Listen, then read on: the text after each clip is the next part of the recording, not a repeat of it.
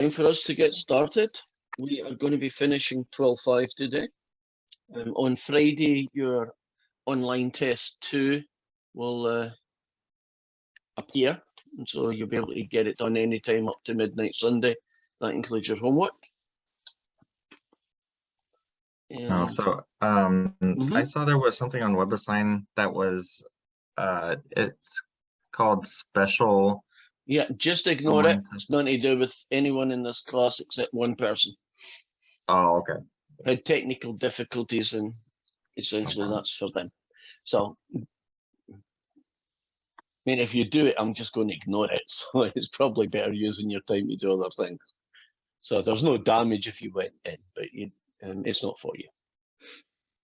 Okay, so this is our kind of list. No particular reason why the color scheme changed. I think I just get bored. So we're going to be doing section 12.5, and we're going to focus on 2 topics.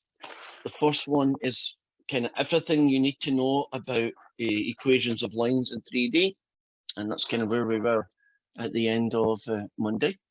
We're going to do some more of those guys, hopefully make sure that we're comfortable with them.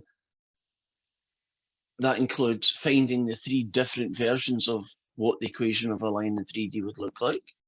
And then we're going to do some questions on, suppose I give you 2 lines, how do you tell if those 2 lines are parallel? A thing called skew, or a thing called do they intersect, which again I think is obvious. And then we'll move on to finding the equation of a plane.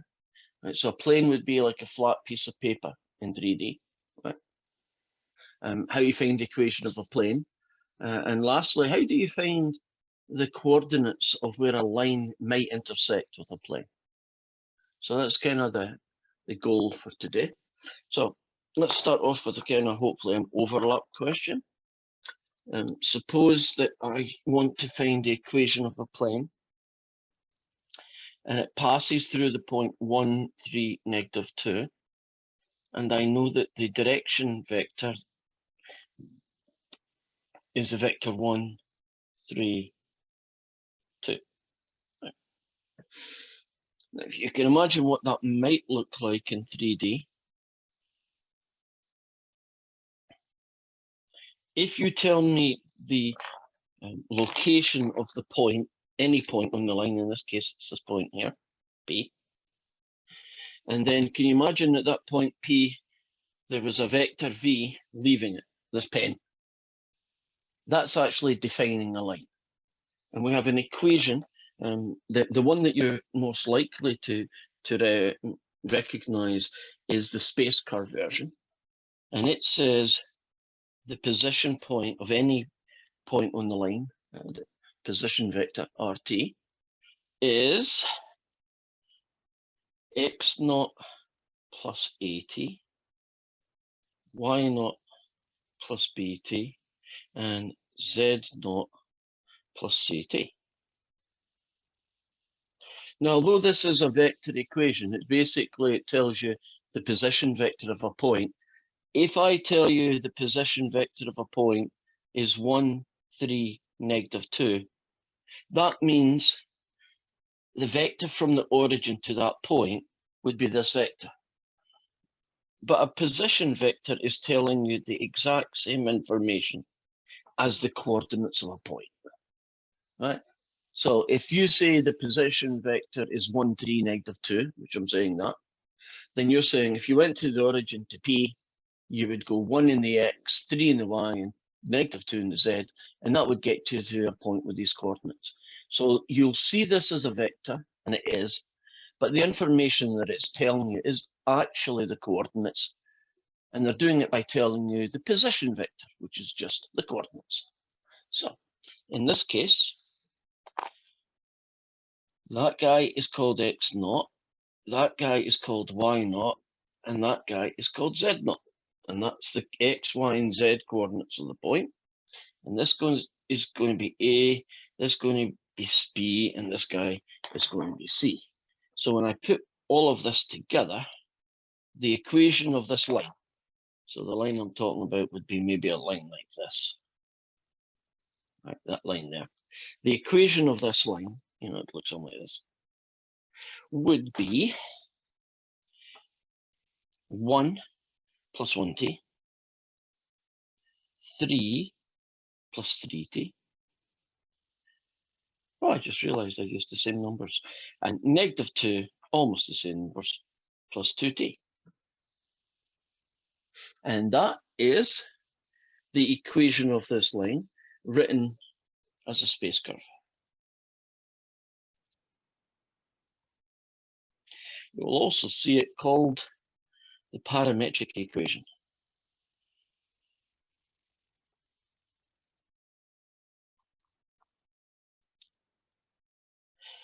Now, WebAssign sometimes asks you to write the answer in this format, right? So you will see a box and you write all the stuff inside it like that. But there is another way that you write parametric equations. You write it like this. X is that guy. Y is that guy. And Z is that guy.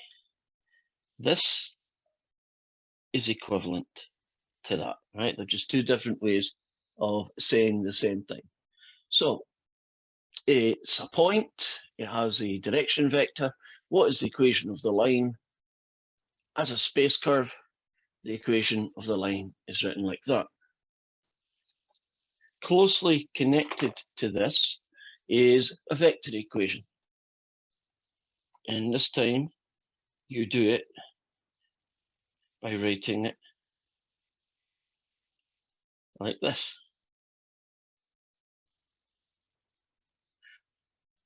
Now you look at this one, that's the position vector of P.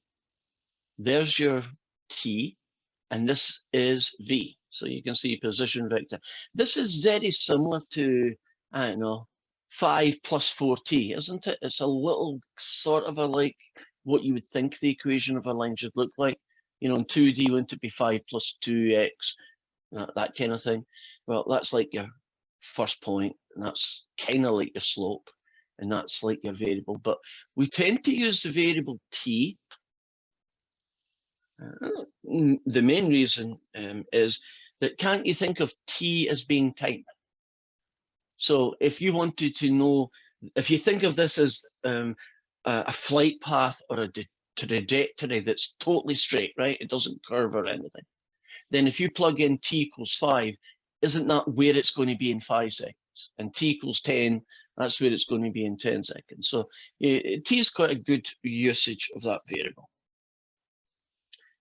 Are we comfortable so far that if I give you a point and a direction vector, you can get the parametric or space curve version? You can write it down as a vector equation, which is essentially this guy. Now, the third form is called the symmetric form, and it would look like this. X take away x naught over A equals y take away y naught over B equals z take away z naught over C. And in our case, x minus 1 over 1 equals y take away 3 over 3 equals z plus 2 over 2. And when we write it like that, we call it the symmetric form of the equation.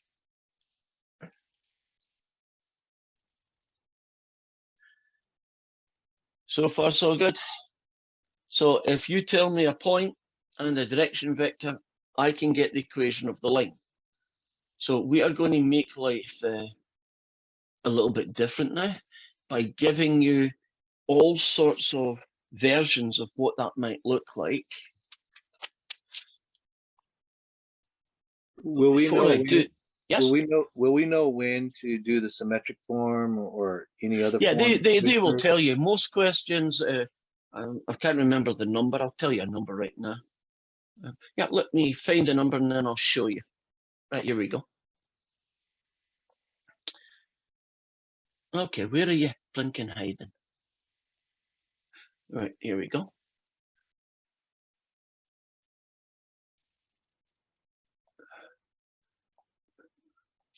Are you looking at question 6 right now?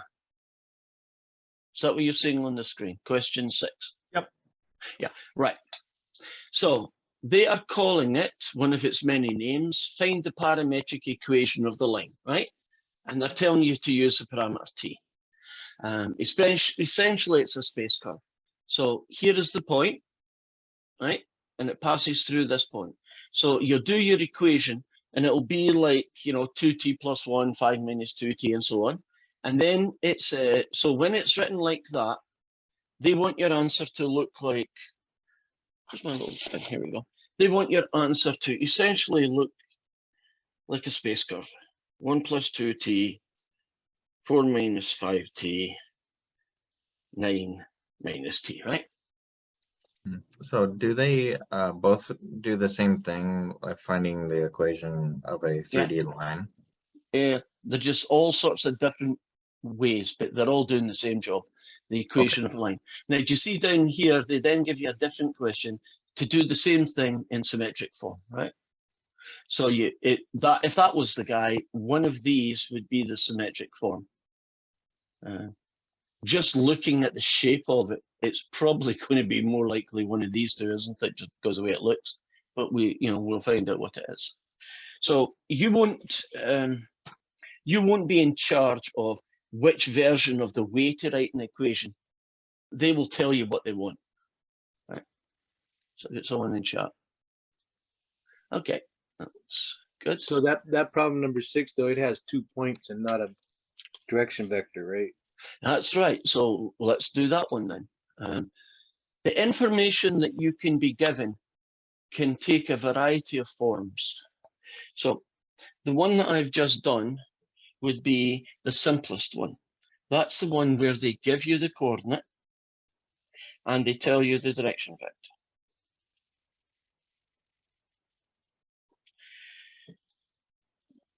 Now, another way that they can phrase the question is that they won't tell you the direction vector, but they will tell you the coordinates of 2 points, which is essentially what that question that was on the screen a few minutes ago did, right? Now, we are going to find the equation of that line, and when we're finished, it's going to be written essentially like this guy here, but in WebAssign, they just put little curls, for whatever reason, they put little curves there, right? Now, if you're told 2 points, don't you know the direction vector is just a vector from P to Q, when that'd be the direction the line is going to travel. So P can be my point, and my direction vector will be the vector from P to Q. So in that case, you have to find the direction vector by finding P to Q. In this case, 5 take away 1 gets me 4, 4 take away 3 gets me 1, 7 take away -2 gets me 9. Then once I know these two guys, I can get the equation of the line. It would be 1 plus 4t, 3 plus t, and -2 plus 9t. And in WebAssign, you would have that guy, you would have some curves rather than that, and you would write 1 plus 4t, 3 plus t, -2 plus 9t. And that's essentially how you would do that question. And then the second part would be to take the equation of a line and write it down in its symmetric form. Well, in its symmetric form, it would look something like this. X take away 1 over 5. Y take away 3 over 4. Z take away negative is plus 2 over 7. And that would be the symmetric form. In the second question, what they actually do is I think they give you 5 choices, and one of them would have been this choice, right? Now, For this question, it brings up an unusual property of the equation of a line in 3D.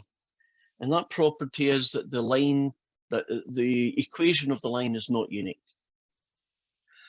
If I had decided to use the point Q instead of the point P, that would be a valid answer, because isn't Q also on the line?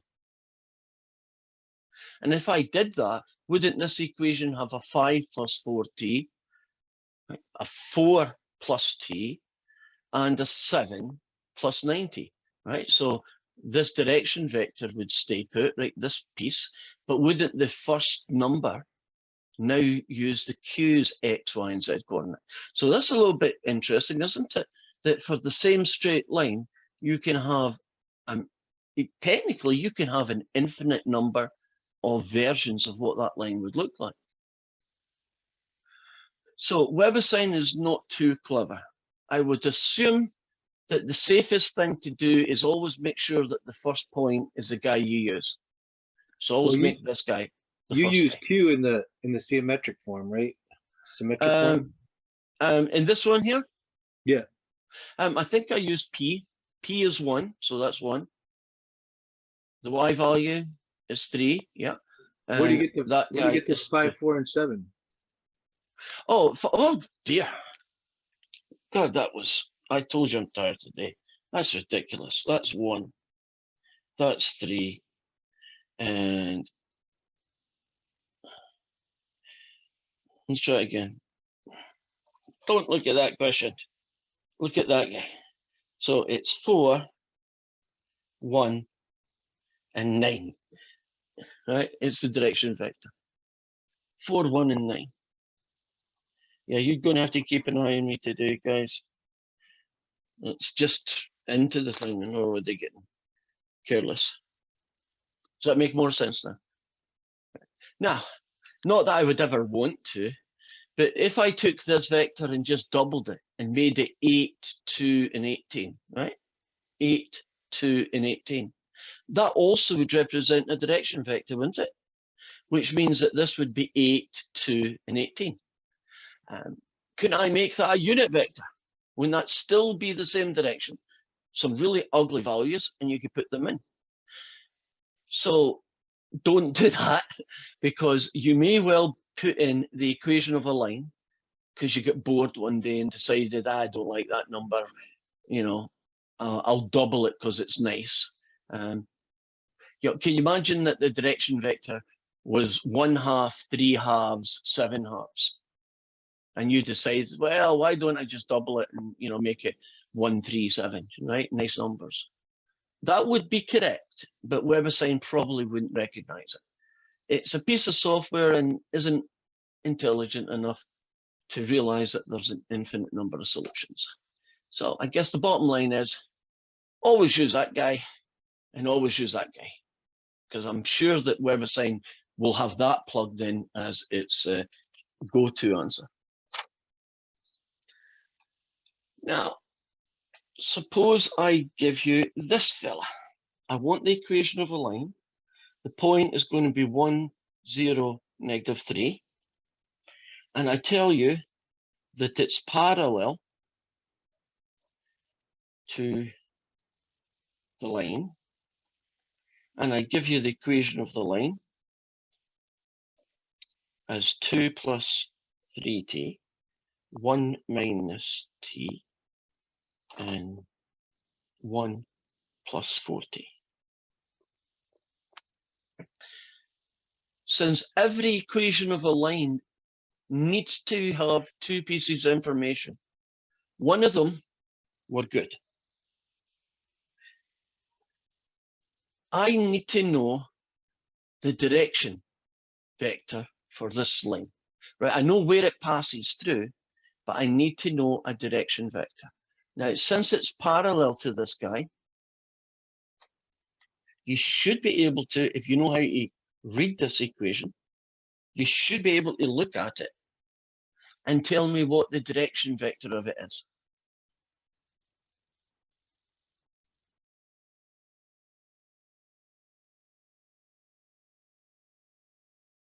It's one of these numbers. It's one of these numbers. and it's one of these numbers. What would Is the it- direction vector be? Would it be the 2, the 1, and the 1?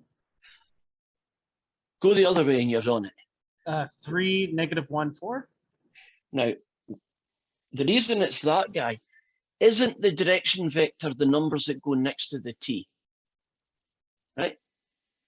3t, right? -1t, 4t. So there is your direction vector. So we already know that. Now we know this. The equation of a line that passes through that point, but parallel to this line, is going to be 1 plus 3t, 0 minus 1t, and -3 plus 4t. And I just realized that I need to tidy this up.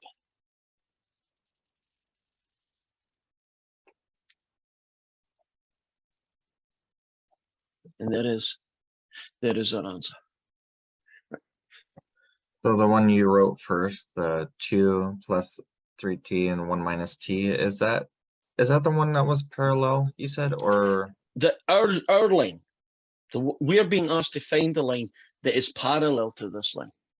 So Oh, the that's what the answer is bottom answer is. that's our line. And if you look at it, can you see that they are parallel now? So Okay, real quick, so the line that we're going But, visually, how about this? This is that guy. Right, this one here. We have a point P over here, and our guy is parallel to it. So the green one has this equation here. It's because the direction portion of the line, the 3, the t, and the 4t, Yeah. it matches with the other line, Yes. right? Yes. Okay. So if two lines are parallel, won't the t part of the equation essentially be the same? Yeah. So 2t minus 1t plus 4t. Does that make sense to you? So what would the analogy be? Do you remember if you did Math 99 or whatever? If you had two lines that are parallel, wouldn't the slopes be the same?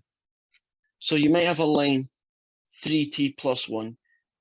Couldn't you get another line 3t minus 7? Wouldn't those two lines be parallel, but they'd pass through different points, wouldn't they? So the analogy here is that the direction vector takes over the job that we would have called slope in the 2D world, right? In the 2D world, the slope's a single number, but in the 3D world, the equivalent to the slope is called the direction vector. Is that a helpful way to think about it? Yeah, because I just I had a brain fart because for some reason I thought that the point, the 1, 0, -3, for some reason I thought that was our line. Okay, you thought it was the direction vector of our line. And in fact, all it is the coordinates of a point on this line. How about finding an equation that's, well, let's do one more of these and then I'll choose another situation. So I want the equation of a line. So I'll write the whole thing down. Find the equation of a line.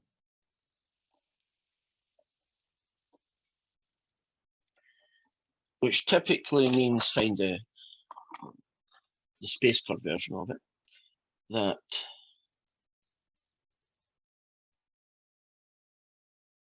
passes through the point. Now, normally in WebAssign, when they tell you a point, they just tell you that. So I pretend that it's called P. It's just my way of keeping track of it. And typically in WebAssign, they would just say passing through this point, right? They just give the coordinates. Now, here is the kicker in the tail. So it's another one of these ones that is parallel, which is the key word here, to the line. And the line we're talking about is 1 plus t. No, I'll do it down here, not enough room. 1 plus t, 3 minus 5t, 6 minus 2t. So we are going to find the equation of a line that passes through this point, but is parallel to this line here. When you look at this line here, these guys, these numbers, tell me the direction vector for that line. It's a 1, it's a -5, and it's a -2. Are you comfortable about how you can pull out the direction vector from the equation of a line, right? The coefficients of the t. Now, if I put next to that the coordinates of the point that passes through it, right, we should be able to get the equation of this green line now, because everything we need is here. The equation of this line would be 1 plus 1t, 7 minus 5t. And lastly, -3 take away 2t. Do you notice? Both equations, the new equation, the one we just found, and the one that's parallel to it, do you see that they share that part?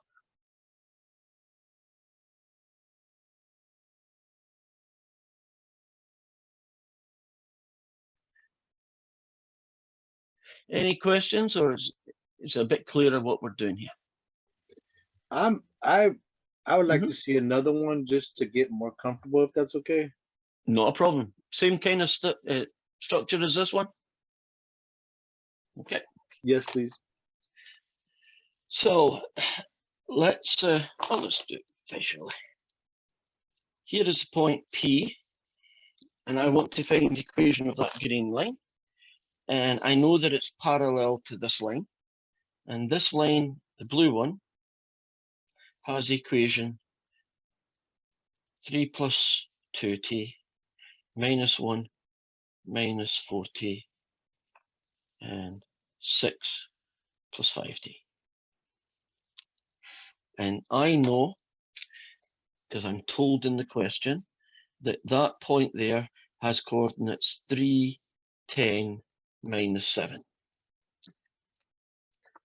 So we're being asked to find the equation of a line that passes through the point 3, 10, -7, which would be this bit, and is parallel to this blue line. Now this blue line, parallel to this guy, but it's not the same, right? It's flying below it or above it.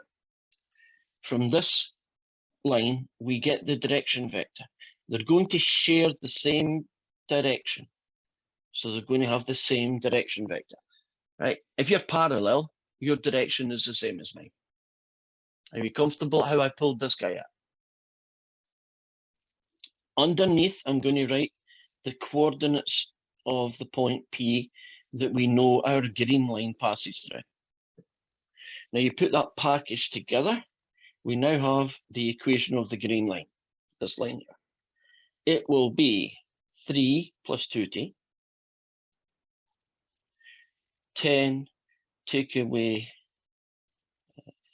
40, and lastly, -7 plus 5t. Okay, that's really cool that you did it that way. Thank you. We good, guys? I mean, we can, okay. Now, each time I do a new question, I'm going to add another layer of difficulty, right? So we started with the easiest one where we just told you what you needed and you plugged it in, right? And then we said, okay, here's P, here's Q, now get the equation. Now we've done, here is a point and it's parallel to somebody. Here's the next one. Find the equation of a line that passes through the point 1, -3, 4. Right? So I want to find the equation of a line that passes through this point. And here's a weird one. Is perpendicular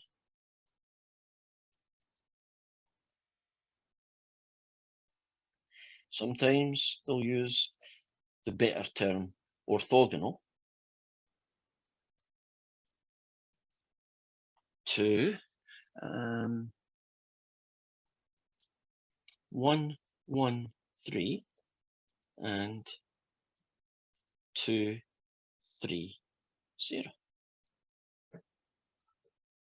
So can you imagine that I've got the vector 1, 1, 3, which I'm going to call you, even though they don't. And I've got another vector v, which is this one, and it's that guy. And over here, I've got P, and we are told that P is perpendicular to these two. Now, if you're perpendicular to these two, can you imagine it might be that vector there? And so Well, my line, it's that direction, right? It's not, yes, yeah. So when you use the term vector, the point can never be a vector, right? correct. Okay. So, Sorry, I get confused, so I apologize. right. A point is a single dot in 3D space. A vector is a direction in 3D space, right? And points tend to have curves. Vectors tend to have these guys. So we're being asked to find the equation of this red line, right? It passes through P, but it is orthogonal to these two guys, right? So if you imagine these two guys placed in this orientation, wouldn't this red line that I've got here represent the vector that's orthogonal to the two right angles, right? So how are we going to do this one? Well, Isn't the unit vector orthogonal to the two vectors? Or no. not necessarily, no. U is not a unit vector in this case, right? Anyway, but we can find it. I need to find what the direction of this line is. Now, all I know is that it's orthogonal to these two vectors. Do you know a calculation that will find you a vector that's orthogonal, perpendicular to two other vectors, u and v? I believe the cross product rule. And so here is us using a cross product to get the direction vector. Does that make sense? Finding the cross product of these two will give me this red vector. And our line is going to be parallel to that. So this guy here, this little red guy going here, he is going to be the direction vector that I need. By the way, this is a version of question 8. So I need to find my direction vector. It's that guy. So it's I, it's j, and it's k. And the vector u is 1, 1, 3. And the vector v is 2, 3, 0. And my direction vector then is going to be whatever this ends up being. So it's going to be so many i's, take away so many j's, plus so many k's.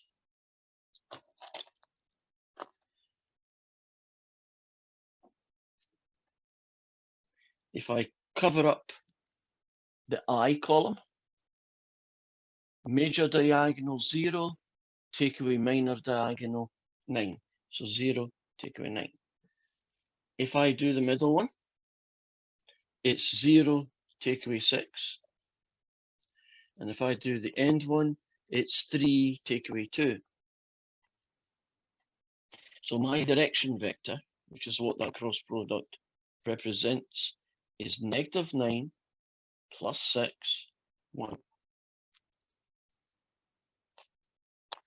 So I have everything that I need. I'm told that the line passes through the point 1, -3, 4.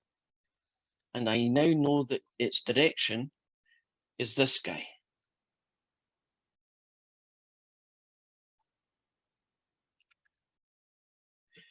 So the equation of the line will be 1 minus 90. The middle one, -3 plus 16. And lastly, 4 plus 1t.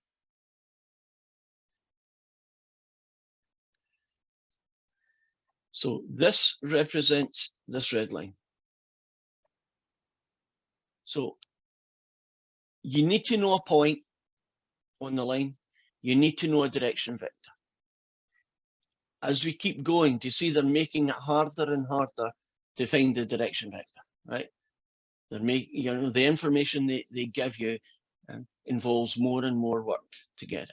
So this is getting right towards the end because they didn't tell me the direction vector. All they told me is that the direction of the line was perpendicular to these two. Any questions about that one? Do you want to see another one of those? Yes, please. Okay.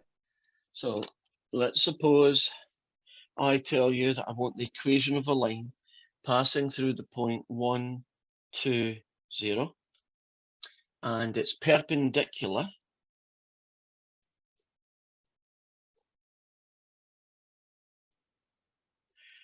to the vector I plus j and j plus k. So I've decided to add just an extra little twist to it. So we are looking for the equation of a line that passes through the point 1, 2, 0 and is perpendicular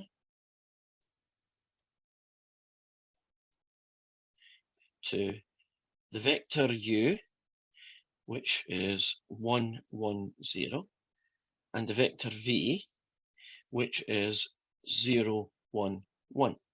So do you see in this question, they even made the two vectors in the format that's not very helpful. Isn't this the much nicer way to write these two guys? Right, so at this point now, it's basically that question, right? So the information's written in the same way.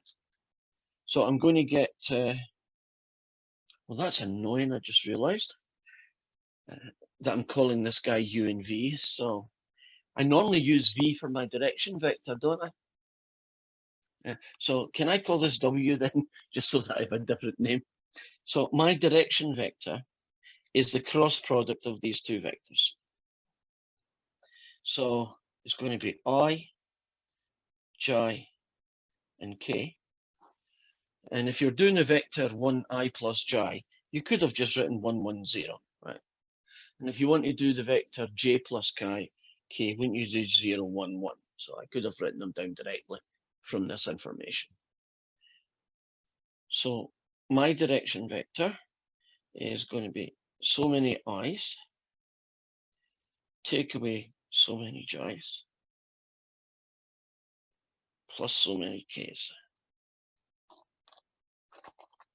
If you cover up the I column, you get 1, take away nothing, which is there. If you do the middle one, you get 1, take away nothing. And if you do the last one, well, that's boring, you get 1, take away nothing. So the direction vector happens to be 1, 1, 1. So I have the point P with coordinates 1, 2, 0, and its direction vector 1, 1, 1. Wouldn't the middle one be a negative one? Negative 1. Thank you. Yeah. Well got. So you put this package together and you will get 1 plus 1t, 2 minus 1t, and 0, which I won't write down, plus 1t. And that would be the equation of the line in its space curve format. If WebAssign does this to you, you'll simply just put in 1 plus t, 2 minus t, t, right? I wish it would put these vector on them, but I can't make it not do them, so we'll just live with that funny idiosyncrasy that it has. So I have a question. Mm-hmm. So the part that you boxed, so now is it a point? It's no longer a vector, or is it now a point? it should be written, if WebAssign was being nice and doing it the way it should be written, it should be written as a vector equation, right? It should be written like that. Okay. WebAssign has decided to put curves around it. Unless I go and find where the guy lives and have a lot of argument with him and beat him up, and then he comes back and does that, we are just going to have to live with the fact that they put curves there. If we had a question like this on the midterm or final, would you accept either format? Of course. Okay. It's just good practice to stick to this, right? In fact, in later sections, we are going to be doing space curves and derivatives and things. And it's really important that we have good notation, even if WebAssign doesn't like it. So just try and force yourself into doing that. And then you don't even need to worry about the brackets because the brackets are drawn for you in WebAssign. That's why you can't avoid them, right? Okay. So just put them in and say, oh, okay, they want to be funny, they want to be funny. I can't do anything about it. Can you expand on that space curve and put it in the geometric form? Oh, sure. Just so I could see that. Let's show you the equation of the space curve, right? Of that straight line, right? Okay. Now, it came from the point with the equation, the point 120, and it came from the vector guy, which was 1, -1, 1. So it's kind of helpful to have these two guys somewhere handy, right? So that's the first version of the line, written down as a space curve. Just for completeness, if you wanted to write this thing down as a vector function, you would do 1, 2, 0. So do you see that this becomes a position vector? And then you'd say t times that guy. So this would be the answer as a vector equation, right? So space curve, vector equation. Now symmetric form. X take away 1 divided by 1 equals y take away 2 divided by -1 equals z take away nothing, we don't write that part, over 1. And that's what it would look like in its symmetric form. So space curve form, vector function form, symmetric form. So real quick, just for my notes, Mhm. can you list them one more time, please? What their names are? Yeah. Oh, this here is the equation of a curve written, the equation of a line written as a space curve. This one here, which looks very similar, is the equation of a line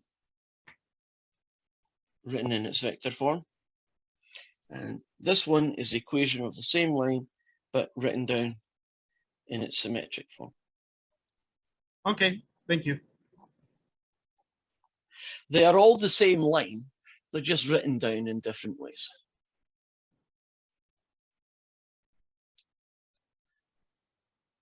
Right. We still with me? You still good? So if I scan through a few more, let's see what we've got.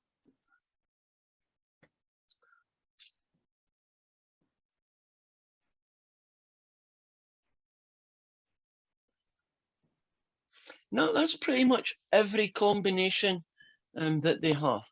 So we've basically covered the whole spectrum of different things that they will give you that will allow you to get the equation of a line, right? Obviously, So Eric. for the symmetric form, Mhm. so the z there could never be 0. Are you getting that? Are you getting that from what's inside of that vector, the 1, 2, and 0? Yes. So -1, -2, -0. Okay, You Cool. wouldn't write z minus 0 over 1, right? It's redundant. You just Right. turn it into z over 1 instead. okay. But it's not wrong, right? Z minus 0. Yeah, it is kind of wrong in the way that 4/8 is wrong when it should be a half. I mean, it's not Okay. wrong, but it's not good form. It's simplified this way. Okay, thank you. Yes, it's making it look pretty. So we're still on lines, but we're moving on to a different part of straight lines. We're looking at essentially this topic here now. How to test if two lines are parallel, skew, or if they intersect. Right. So let's talk about parallel in 3D space. Imagine I've got a line, let's call it L1, and I've got another line here, right? They're both going forever, so there's no difference about the lengths of them, just the way I've written them. Would you agree that those two lines are parallel?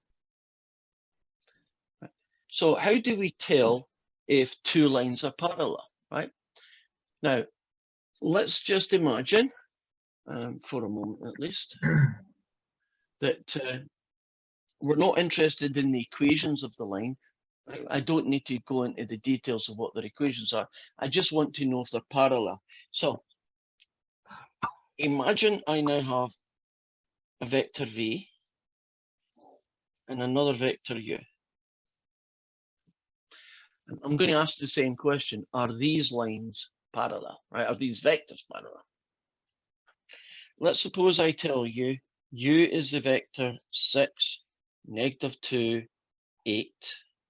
And I tell you the vector v is 3, -1, 4. Are these two vectors parallel? And the answer is simply yes or no. Yes, they're definitely parallel. Agreed. This is a version of equation 10. You're correct. How do you know?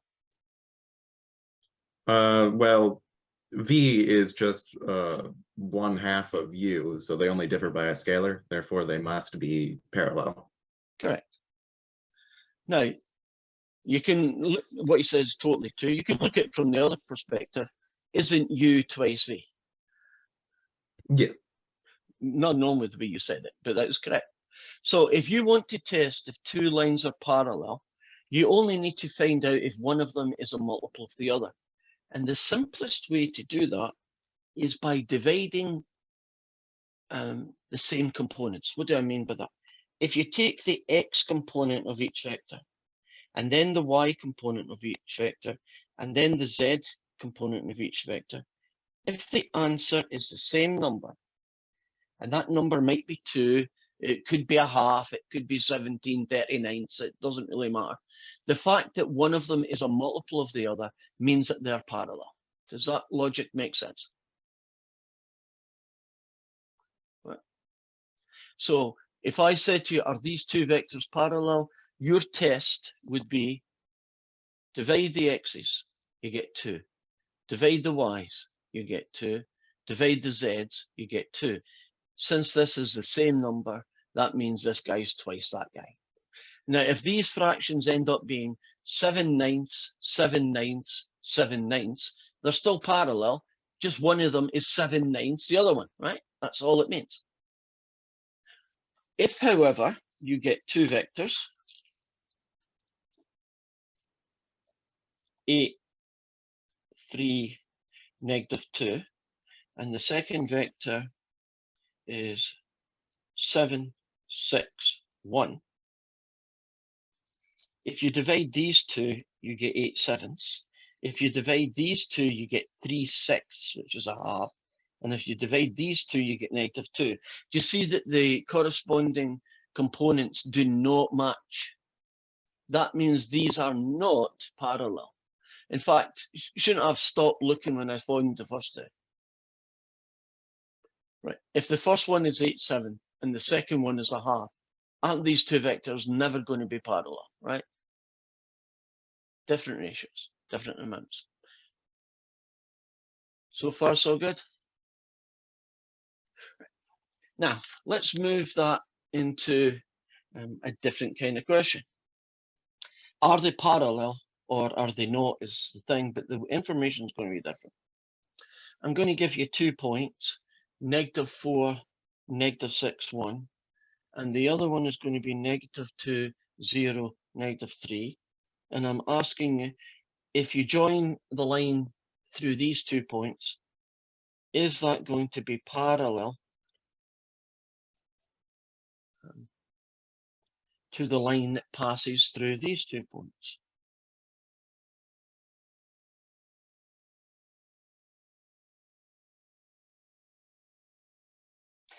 So if you imagine these 2 points are here and here, and these 2 points are over here and here. Right? And I'm asking, is this line parallel to that one? So the answer is going to be yes or no, but we have a fair amount of work to do. I like labeling things, so why don't I call this guy A and B? Why don't I call these 2 guys C and D? You know, though they don't give them that labels, I find it helpful. So here is A, and here is B, here is C, and here is D. So what I would do is I would Is D find the vector. 4, 8, and 11? Yes, 4, 8, and 11. That messy one is 4, 8, 11. So I'd find AB, and that would be -2, take away that guy is 2, 0, take away that guy is 6, and -3, take away that guy is -4. I would then find the vector from C to D. And that's 4, take away that guy, which is -1. 8, take away that guy is -3. And 11, take away that guy is 2. So the vector joining these 2, AB, is this guy. The vector joining C and D is this guy. Now, are they parallel or are they not? Well, 2 divided by -1 gets you -2. 6 divided by -3 gets you -2. And finally, -4 divided by 2 gets me a -2. Do you see that they are parallel? Calvin, I am seeing a very unhappy looking face. Are you just thinking, or is that okay? Oh, just I've been told that before, that whenever I'm really deep in thought, I look really mad. Okay, but you're comfortable with what we just did there. Does this make sense? Yeah. Right. My parents said that, especially when I was a kid, I had very angry face when I was deep in thought. I have a very confused look when I'm deep in thought. So everyone has their own ways of doing things. Right. So basically, I have shown that the line joining these 2 points is parallel to the line that joins these 2 points. Now I'm going to move that to equations of lines. So how did you know that when you picked the point numbers? How did I know? What- Again? Yeah, I mean, you picked the point numbers knowing that those 2 lines were parallel, right? Well, I just found AB and got the vector joining them. And I've got the ZD and I just found the vector joining them. So when you're saying I'm picking the points, I'm always going to compare the X's, then I'm comparing the Y's, and finally I'm going to compare the Z's. So I'm not sure what you mean by the points that I picked. A, B, C, D. Oh, I just decided to call them A, B, C, D, right? Couldn't No, I have mean, called but them P, Q, R, and S. It wouldn't have mattered. But you picked 4, 6, and 1, 2, 0, and 3, Mhm. 5, 11, and 9, 4, 8, and 11. Yes, And it ended up being they were parallel. You could have picked Correct. any other numbers and they couldn't have been parallel. correct. But you picked That could those have numbers. happened. Yeah, those numbers are not me. Those numbers would be in the question. Okay. So you would get, well, let's show you what that question looks like.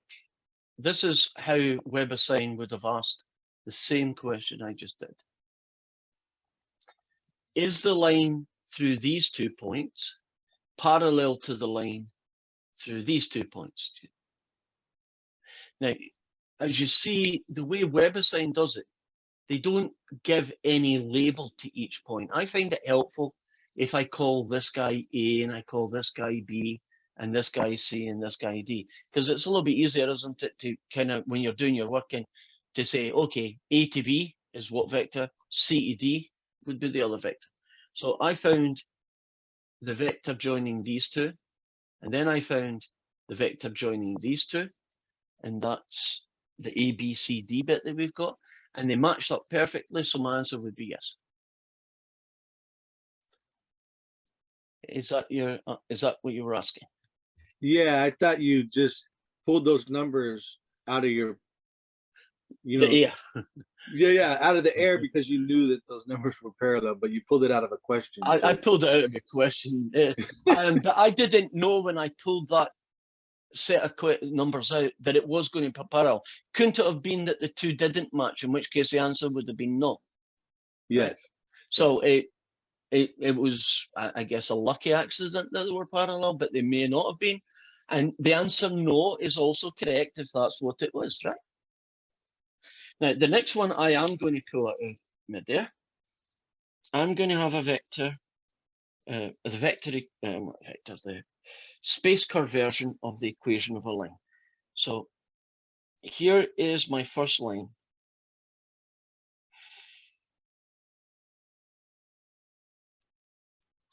And I'm going to have another line. Let's see if I can find it.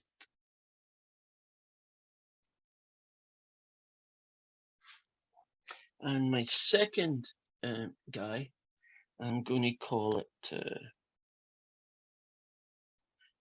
R of S. And it's going to be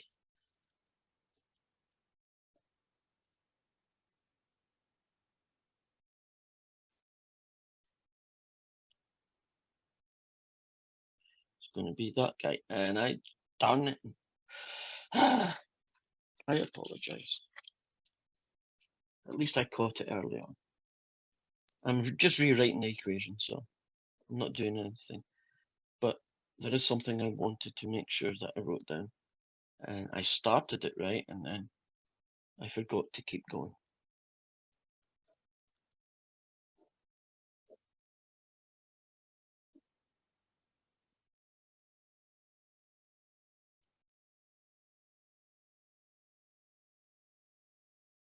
There we are. Okay. This is, I think, the first time I've written down the equation of a line using two different variables. This is the top one, right? This is the normal way you would write the equation of a line. And this is the second equation. And the reason I'm not calling it R of t equals 2 plus 9t, 1 minus 6t, and 2 plus 3t is to be consistent mathematically. What I mean by that is that if I made this t and that t, then I would be saying these two lines are connected through the same variable t. And you can imagine one line should be totally independent of the other line, right? And so you'll sometimes see that they use a different variable. It's a good habit to get into, that when you have two equations, to write one of them using t and the other one typically you could use as s, right? So these variables, different one, each line should have its own dummy variable, right? This line's going to use t's, this line's going to use s. That's a way of us mathematically separating them from each other, so there's no interconnection. Now, for these two lines, here is your question. Are these two lines parallel? Okay, let's look at the first line, R of t. That's this line here. I'm writing down a lot more than I typically would. Right, so here it is. I'm going to find its direction vector. I'm going to call it V1.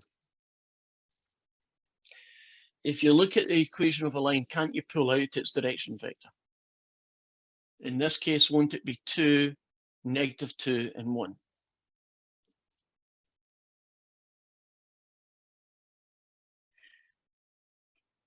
put a little squiggly line. Are you happy about the direction vector of this straight line is 2, -2, 1? Are you comfortable at where I got those numbers? 2, -2, and 1. Now, the second straight line, using the variable s, which is 2 plus 9s, 1 take away 6s, and 2 plus 3s. It's got a direction vector, and I'm going to call that vector v2.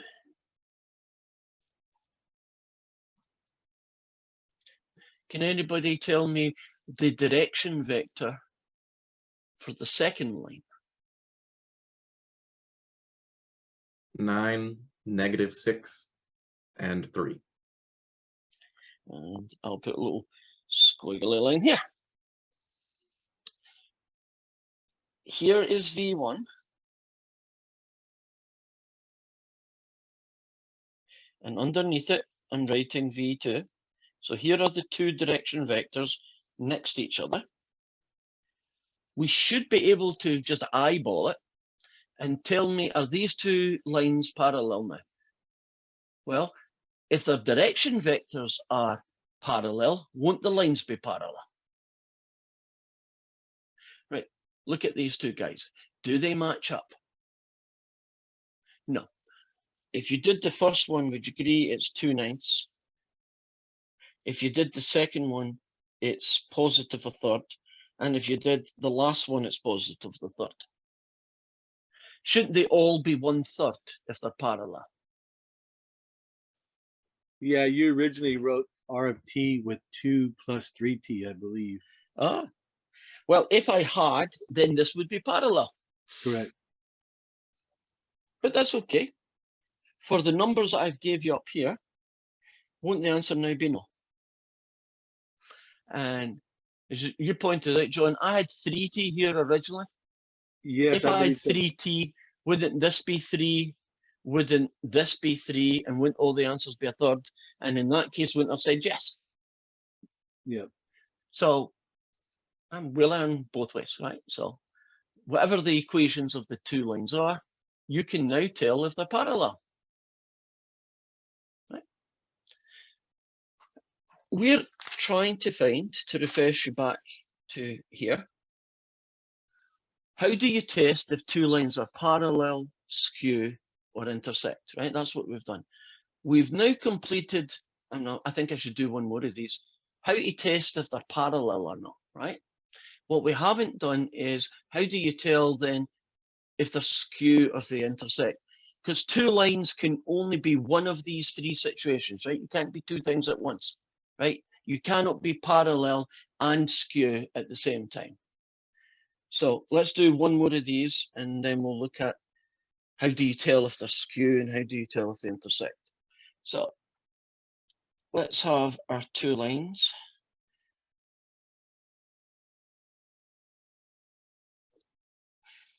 And I'm going to have 1 plus t, 3 take away 2t, and 5 plus 4t.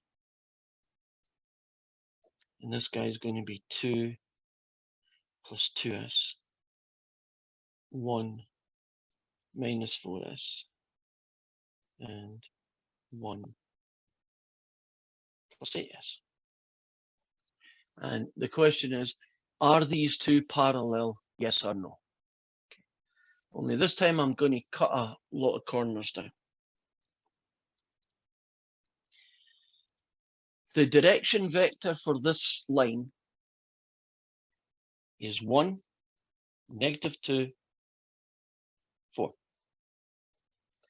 The direction vector for the second line, which I'm calling V2, is 2, -4, 8. Are you comfortable about how we pulled out the direction vector from each line? Now, 1/2, if you divide these two and simplify 1/2, if you divide these two 1/2, yes, they are parallel.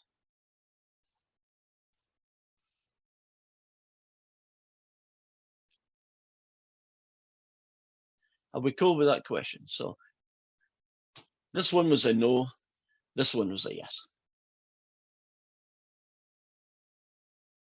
Any questions before we look out for skew and intersect? So Mhm. if they're not parallel, then they can be either skewed or intersect, or they Correct. always intersect. No, you would think so. So let me show you the difference between skew and intersect, which is the other two possibilities, right? So if you're parallel, that's it, right? Two lines are parallel. In 3D space, the blue and the green pen are parallel, right? They'll never meet, right?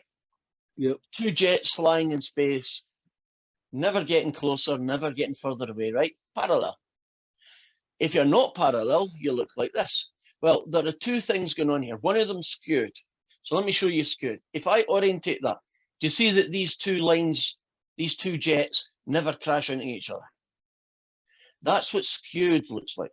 Intersect, however, would be if I touch them. Can you imagine that one went through there? That would be intersect. So intersect. Right. So from some orientations, doesn't that look like an intersect? But when you rotate it a little bit, can you see that they miss? So skew, it's hard to draw in 2D, but skew would be something like this. And I'll do a little dotted line. Can you see one flying over the other? That's what skew looks like. So two lines are skew if they do that. And intersect would be a little bit easier to draw. That would be intersect. So the intersecting ones share the same plane. Well, if they intersect, they do share the same plane. If they intersect, won't they only intersect at one point? Can you imagine two straight lines? If they do intersect, it has to be a unique point in space. This blue and green line, if you continue with the blue line and continue with the green line, would you agree they never get back together again, right? They only intersect at that place where you can see in front of you. So when they intersect, there's only going to be one point. And of course, if they're skewed, won't they never intersect then, right? If you're skewed, turn it on its side. If you're skewed, you'll never meet. And if you intersect, you will meet, but you can only meet at one point if you do that. So we are going to look at two lines that are not parallel, right? Because if they are parallel, that's it, right? If you're parallel, you can't be these two guys. I'm saying that actually, yeah, for all intents and purposes, right? You can only be one of these three things. So let me look at how do you tell if they're skewed against how can you tell if they intersect? So I'm picking one of their questions. So I'm picking a version of 15. And the line L1 is described in terms of 12 add 8t, 16 take away 4t, and z is 4 plus 12t. If I was writing that line, I would simply just write it like this.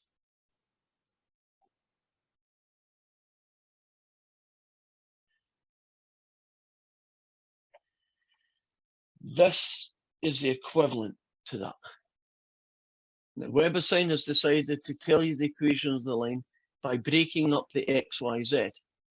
And I'm just putting it all back together to look like that, just so that you say, ah, is that different? No, it's just a different way of writing this guy.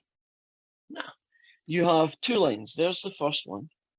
And right next door to it is going to be the second one.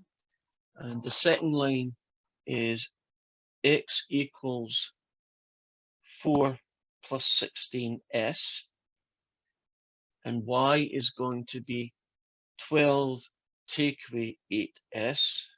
And finally, z is going to be 16 plus 20s. And our question question 15 has two parts to it. The first part says, are these two lines parallel? Are they skew? Or do they intersect?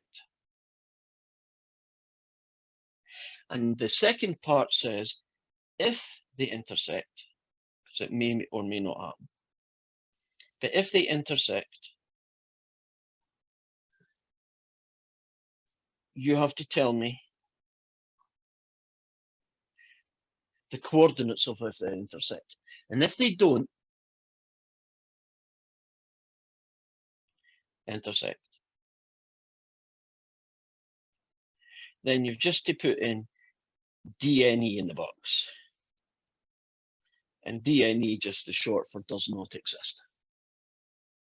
So this is the whole package. This is actually the last major thing we're going to do with straight lines. If you've got two lines, can you check if they're parallel, if they're skew, or if they intersect, right? So let's start then. If you look at line L1, let's see if we can get its direction vector.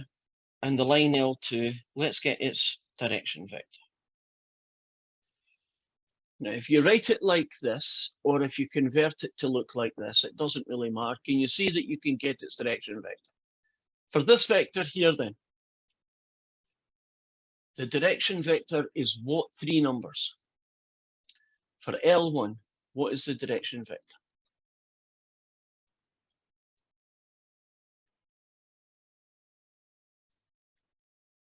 8, -4, and 12.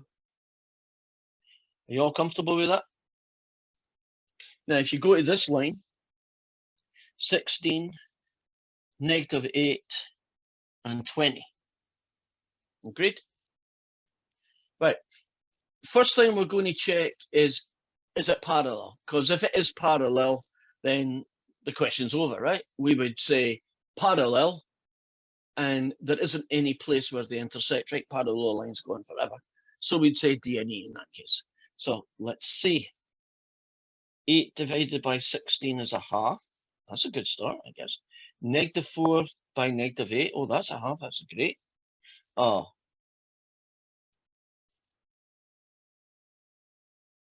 Wah, wah, wah. Yeah. Sad music. No, they are not parallel. So now we're going to have to go hunting for skew and intersect. And the logic behind this, I think makes sense. Hopefully it does for you. We are going to try and find the place where these two lines intersect. And if I can get a solution, right? If I can find a point where both lines intersect, right? Then intersect happens.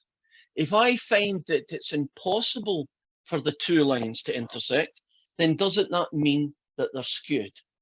So I'm going to be able to get, is it skewed or is it intersect by using the same working? I am going to try and solve when is this equation going to equal that one, right? So if two things match, right, if they intersect, shouldn't the x coordinates be equal? At that point, shouldn't the y coordinates be equal? And at that same point, shouldn't the z equations be equal? So if you compare the x coordinates, you get 12 plus 8t, and that should be equal to 4 plus 16s. So I'm matching the x coordinate of this line with the x coordinate of that line, right? If they intersect, shouldn't they be the same number, right? So the two things should be equal. Now I do it with the y coordinates.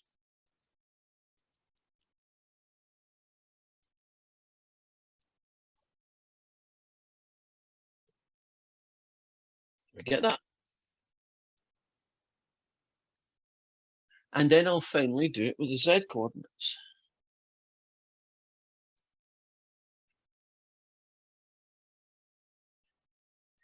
And I'm going to call these equations equation 1, equation 2, and equation 3. And we are going to solve this system of equations. And if I cover equation 3 up, haven't you got a Math 99 system of equations with two unknowns, s and t? You remember doing those, guys?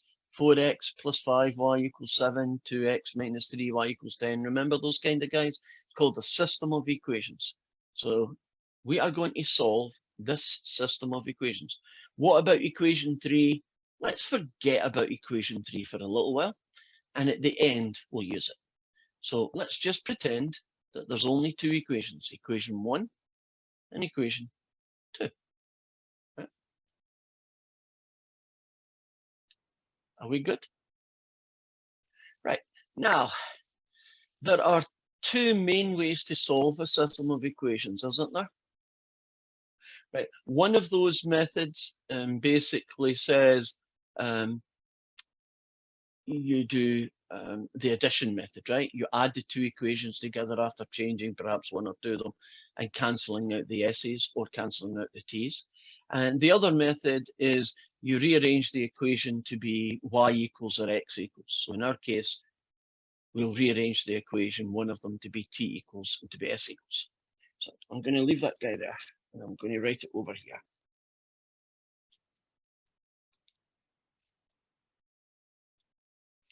Right, there's my equation 1. Right underneath it, here is my equation 2.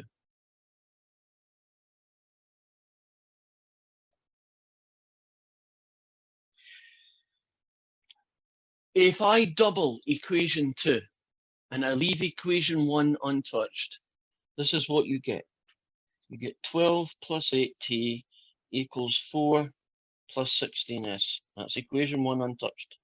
If you double equation 2, you will get 32 take away 8t is 24 take away 16s.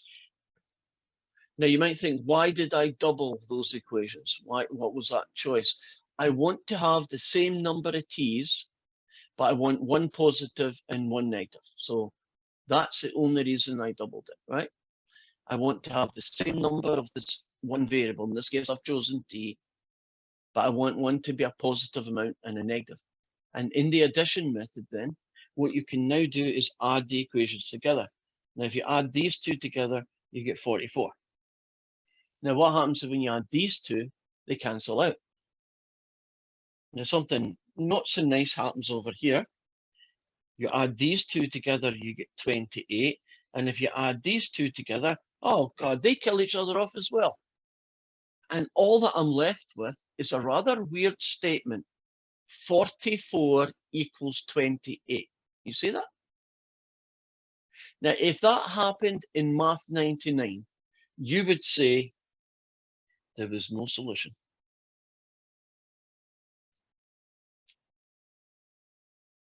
Agreed? And if there's no solution, doesn't that mean these two lines cannot intersect? And if these two lines cannot intersect, they must be skewed. So our logic went something like this: parallel, skewed, intersect. We found out it couldn't be parallel. We tried to solve the equation and we found out that they can't intersect. Can you see that the only alternate is skewed? Because one of those three things has to happen, right? Two lines in 3D space can be parallel, they can be skewed, or they can intersect. So we found this one in a kind of backdoor way, but we have found it. They basically look like that. Agreed? Let me show you that set of lines, right? Where is it? Let me show you these two lines in GeoBra.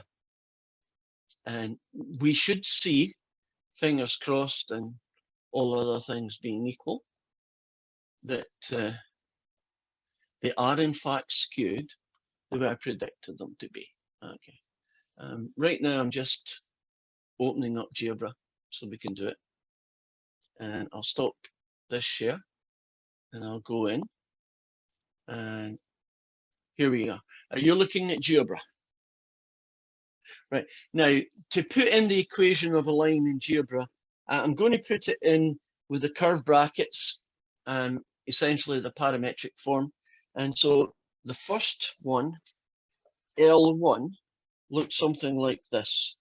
It was 12 plus 8t, and then it was 16 take away 4t, and then it was 4 plus 12t.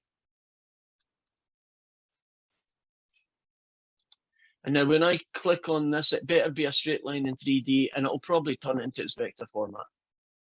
Oh, enter. Oh, okay, there it is. Do you see the line there? That's the first line. Now, the second line, just live with the way GeoBra interprets the thing. We'll just, second guy is going to be 4 plus, I'm going to have to call it 16t. It's going to be 12 take away 8t, and it's going to be 16 plus 20t. And here is our second line. Okay, now I'm taking it to the point where it looks like they might intersect. You see that point there? Looks like it's an intersection point. Now, if I, there, do you see that they don't meet at that point? Let's rotate again. Where else can they be? There. Do you see that they don't intersect? Right, one flies over the other. They are very similar, aren't they? Their directions are quite similar. But at that point, which is the only point where bad things might happen, there, you see them missing. So we have shown that those two lines are skewed. That's what you call it when two lines never meet, but they're not parallel either. How are we doing? Are we thumbs up? This is awesome. Oh, awesome is good. I like awesome. That question I just did was, I said, a version of 15. Here is the same, essentially, type of question, but the information is going to be given where the two lines are now going to be in symmetric form, right? So this would be question similar to question 16. You know that homework questions change the numbers, so it doesn't matter if I do 16, your 16 is not going to be mine. My version of 16 has a line L1, and it's x take away 3 over 1, y take away 1 over -2 equals z take away 12 over -3. Do you recognize the symmetric form of an equation? And the second line L2 is going to be called x minus 4 over 1, y plus 6 over 3, and z minus 13 over -7. So far, so good. Now, we are being asked, is it parallel, is it skewed, or do they intersect, right? So let's, as we should do these questions in order, let's check if they are parallel. If you look at the direction vector of line 1, it's 1, -2, -3. You get the direction vector from the bottom. If you look at line 2, its direction vector v2 is 1, 3, -7. Do I need to check, or can you eyeball it and tell me they are definitely not parallel? Can you just tell looking? They're not parallel, right? But if you wanted to 1 over 1, -2 over 3, -3 over -7, right? The ratios are different, so they are not parallel.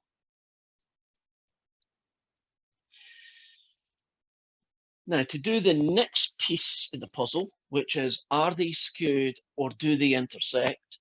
We have to take these equations and we have to rearrange how they're written, because if they're written like this, we can't solve the equation. So what you do is you call this guy T and you call this guy S. And I'm going to do that over here.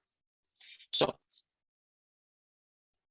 x minus 3 over 1 equals T. then that becomes x minus 3 equals t, and that becomes x is 3 plus t. Now, if I match up the y's, I have y minus 1 over negative 2 is also going to equal t. Y minus 1 is negative 2t. Y is equal to 1, take away 2t. So there's my x, there's my y, and now I'll do the z. Z minus 12 over negative 3 is going to equal t. Z minus 12 is negative 3t. And z is equal to 12 minus 3t. I know it's a lot of work, but are you happy about how I got it into the x, y, and z format that we need to do the algebra? Are we good with that one? Right, now that was for line L1. And I'll bring this back in a minute, but let's do L2 now. You make it equal to s, so x minus 4 over 1 is equal to s. That makes x minus 4s, which makes x 4 plus s. So there's my x equation. Then I match the middle one. Y plus 6 over 3 should be s. Y plus 6 should be 3s. Y should be negative 6 plus 3s. And then lastly, z take away 13 over negative 7 should be s. So z take away 13 should be negative 7s, and z should be 13 minus 7s. Now, if you do enough of these, you can cut out a lot of this work.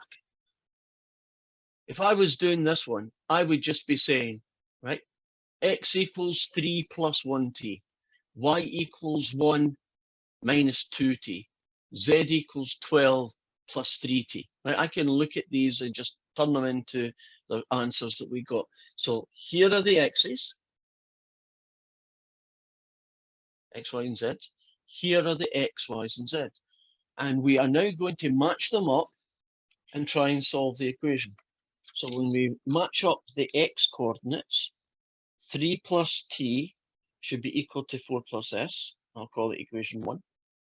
When you match up the y's, 1 take away 2t should be the same as negative 6 plus 3s. I'll call it equation 2. And the last equation I'm going to use is the z's should match. So this guy should equal that guy.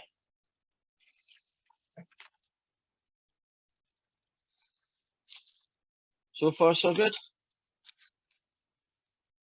Now, as before, just ignore the third equation for the time being, right? Just pretend it's not there. We'll deal with it later if we need to. Now, that equation and this equation, we're going to try and solve them.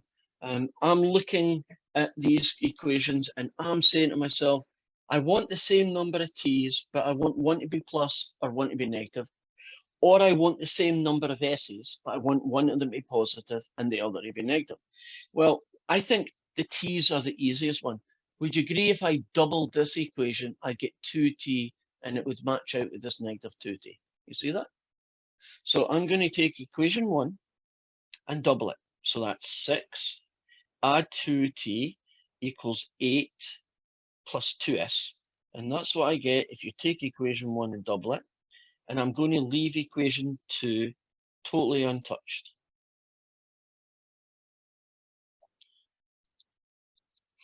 Are you comfortable with why I did what I did so that I could eliminate the t's? Because now, because I'm using what's called the addition method, if you add these together, you get 7, but they cancel out, equals, if you add these together, you get 2, and if you add these together, you get 5s. If you now solve by subtracting 2 from both sides, and then dividing both sides by 5, don't I now know what S should be equal to? S would to be the number 1. Now I want to find out what T is equal to, right? Because the solution is what S is and what T is. So I could choose this equation and put S as 1. I could choose this equation or this one or that one. It really doesn't matter. So I'm just picking one at random. I'm going to put S equals 1 into the equation 1 take away 2t equals -6 plus 3s. And so I have 1 take away 2 is -6, add 3 times 1, which is 3. I have 1 take away 2t is 3. If you take away 1 from both sides, you get that. And if you divide, you get that. So what I now have is that this system of equations does have a solution, and the solution is S needs to be 1 and T has to equal -1. Are we good up to this point? Right? Now, you might think, oh, that must mean the intercept. And the answer is, it might well mean that, but it doesn't guarantee it yet. Do you know I've covered equation 3 up and said, let's ignore it until the end. This is the end. I'm now going to use it. I think you made a slight error in your Oh. math there. -6 plus 3 is -3. Oh, thank you. Which makes that what? -4? Which makes that +2. Thank you for catching that. Yeah. Okay, so our answer is T equals 2. So this guy and this guy solve 2 of the equations.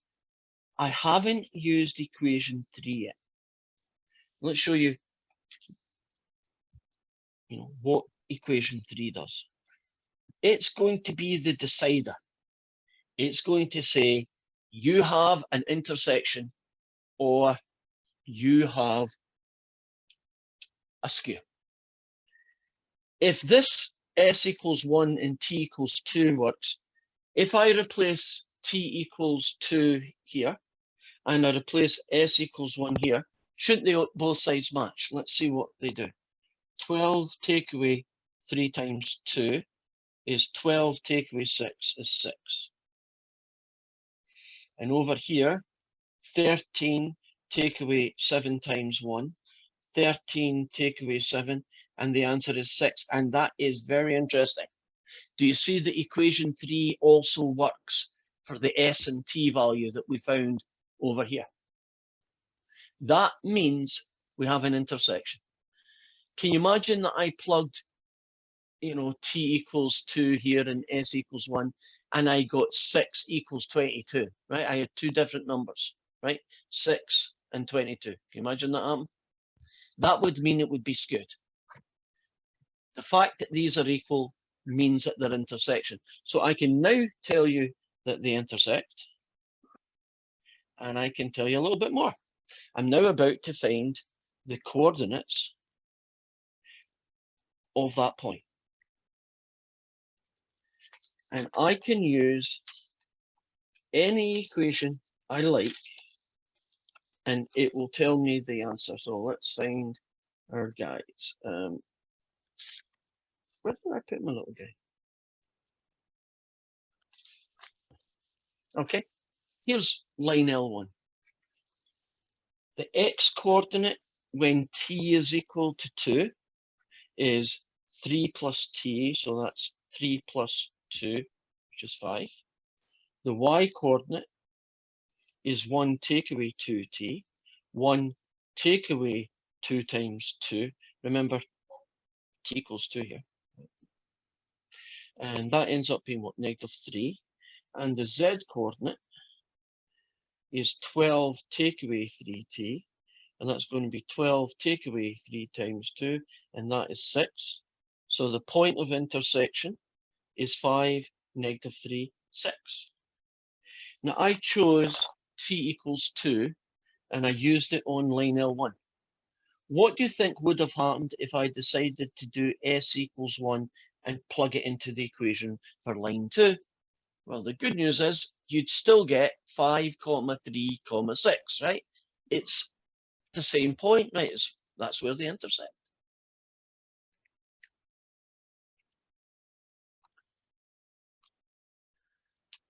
So quite a few moving parts here, isn't there?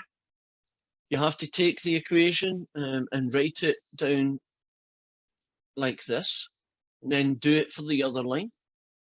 You then have to solve a system of equations, and you take only the first two equations, and you find s and t, hopefully.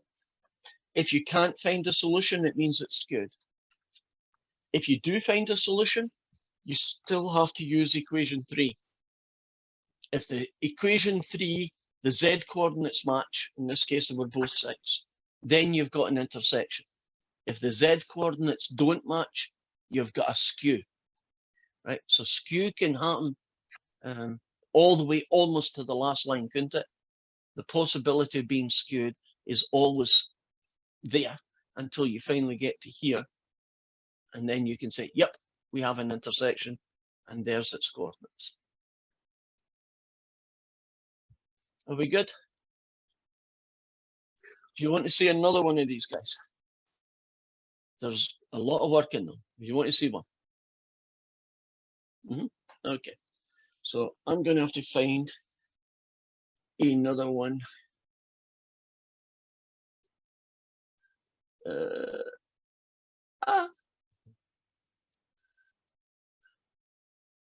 Okay, I've used all them up, so I'm just going to make one up. Right, that's not going to be easy, but here goes. R of t, right, and R of s. So here are my two lines, and I'm going to take the format that's much easier to deal with, right? We're going to do the space curve version of this. And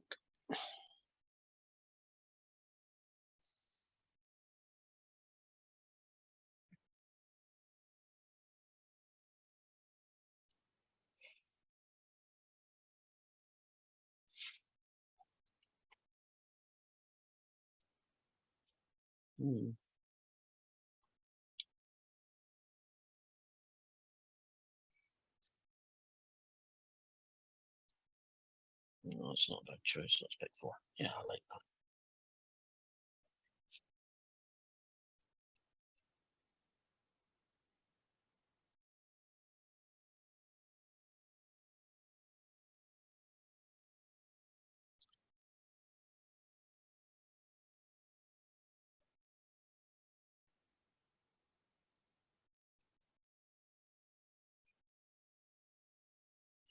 Okay. That mess there says 1 plus s. Okay. So first thing I'm going to do is to check if they're parallel, and I'm going to tell you they're not. 1 and 1, -3 and -2, and -2 and 5. Can we just say it's pretty obvious that they're not parallel? So that means I can then go and say, okay, if you match the x coordinates, they have to be equal. That's equation 1. If you match the y coordinates, it's equation 2. And if you match the z coordinates, you get that. Right? Now we'll ignore the third equation, and we will try and solve that system of equations using only those two equations. And I'm going to use the addition method. If I wanted to get rid of the t's, wouldn't I multiply equation 1 by 3? And if I wanted to get rid of the s's, wouldn't I multiply equation 1 by 2? Are you comfortable with the choices? If I multiply equation 1 by 3, I'll get rid of the t's. If I multiply equation 1 by 2, I'll get rid of the s's. It really doesn't matter, right? You're going to get the same solution. So what do you want, s or t? T. T it is. Okay. So I'm going to take equation 1 and multiply it by 3. So it's going to be 3 plus 3t equals 3 plus 3s. And I got that by taking equation 1 and multiplying it by 3. And I'm not going to do anything to the second equation.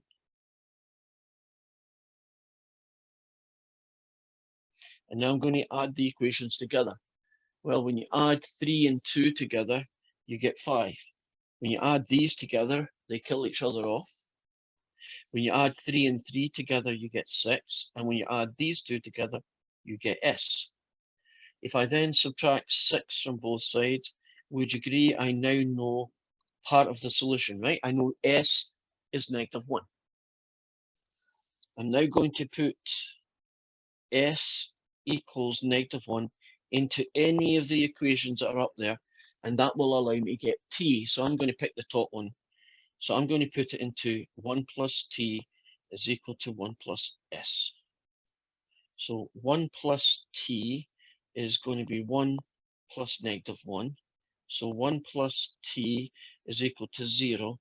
So that makes T equal -1. There is no, it doesn't matter that they happen to be equal to each other. There's no significance to that. Couldn't this have been S is -1 and this could have been T is 10, right? So don't put any, oh, does that mean something? No, it's just a probably because I did a very simple question, you know, the solution came out simple. Now, we have to check that that works. Now, to check that that works, we go to equation 3, the one that hasn't been used yet. And in this equation, I'm going to use S as -1, and I'm going to use T, which by coincidence also happens to be -1. So I get 5, take away 2 lots of -1. I get 5, add 2, I get 7. And this side I get 1 plus 5 lots of -1. I get 1 minus 4. I get -3. Do you see they do not match? So does that make it skewed or does that make it intersect? Skewed. Makes it skewed. Now, if they did match, right? If they were both 7, that would mean they intersect. And then couldn't I find the X, Y, and Z coordinate of where they intersect? And I would do that by plugging T equals -1 into here. Or if I preferred S equals -1 into here, they would come up with the same result both times. Wouldn't it be 1? So it's 5 times -1. Why is it 1 minus 4? Thank you. They're still skewed, but for a different reason. I think I was doing the answer in my head and I wrote the answer down without the intermediate calculation. I think that's what I did. So we are pretty much finished with the straight line stuff. Right. So what is left is the last thing in my list. Check, check, check. Oops, keep that. We're on this line here. How to find the equation of a plane in 3D. Right, now a plane is a flat piece of paper.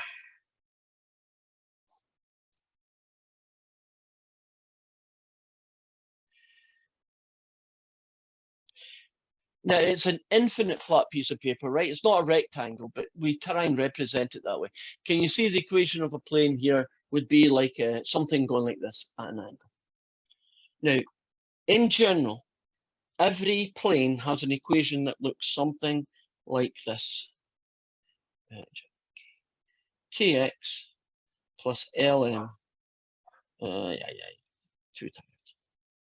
Kx plus Ly plus Mz equals some number.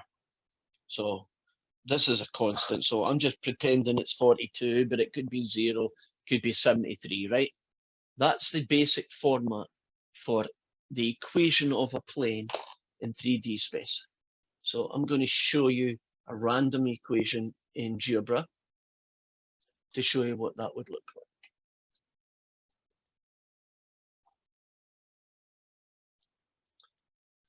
And we are going to find the equation of a plane eventually.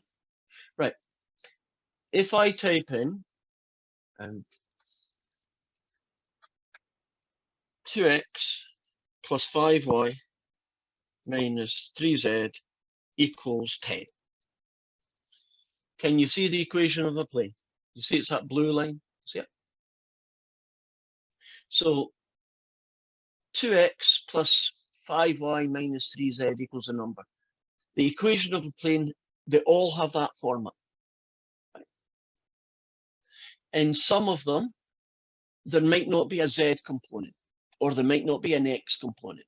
And even in those situations, can't we just pretend it says 0x or 0z, right? So in a way, yeah, there is a multiple of z, but the multiple is 0z, right? So even in those weird situations, they still form that particular shape that we have. So how do you get the equation of a plane? Well, imagine this is the plane that we want the equation of. You need to know two things to get the equation of a plane. To get the equation of a line, don't you need to know a point on the line and the direction vector of that line, right? For a plane, you need to know any point you like on the plane. And we're going to call that point x naught, y naught, z naught. And the second thing that you need is a special vector, which is typically called n. And this vector n is called the normal vector. Sometimes it's called the normal to the plane vector, but for short, it's very often just called the normal vector. And it's going to have components k, l, and m. So if you tell me the coordinates of a point on the plane, and you tell me this special vector called the normal vector, what is special about the normal vector?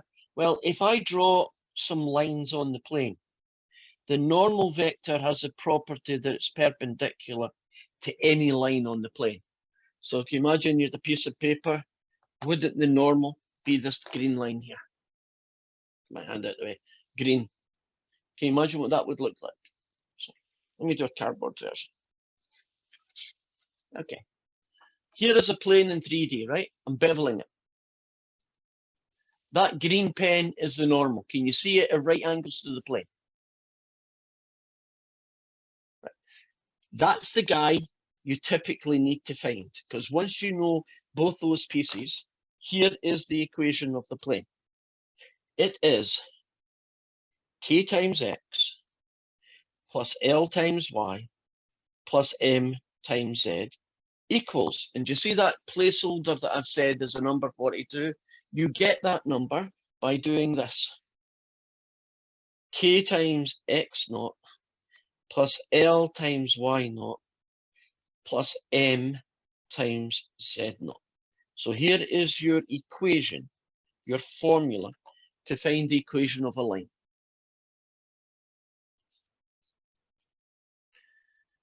K, L, and m are the normal vectors, x, y, and z.